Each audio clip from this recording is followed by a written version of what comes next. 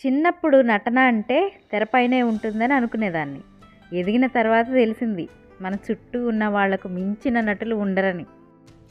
ఏమండి, మిమ్మల్ని ఇందాడి నుంచి అడుగుదాం అనుకుంటున్నాను. ఏంటి మీ బుగ్గలు అంత లావుగా ఎర్రగా ఉన్నాయి? నీకేం తెలీదా?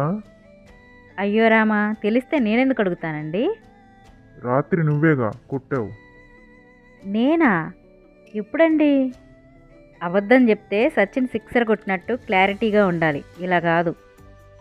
నేనేం అబద్ధం చెప్పట్లేదు. రాత్రి నువ్వే కొట్టావు.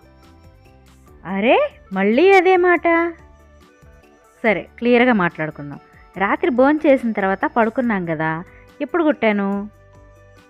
పడుకున్నాకే. పడుకున్నాక? గుర్తొచ్చిందండి. అది కల్లో ఒక దొంగోడు మీ పర్సు తీసుకుపోతుంటే తప్పురని చెంపల పగలగొట్టానండి. ఓ, అది మిమ్మల్నా?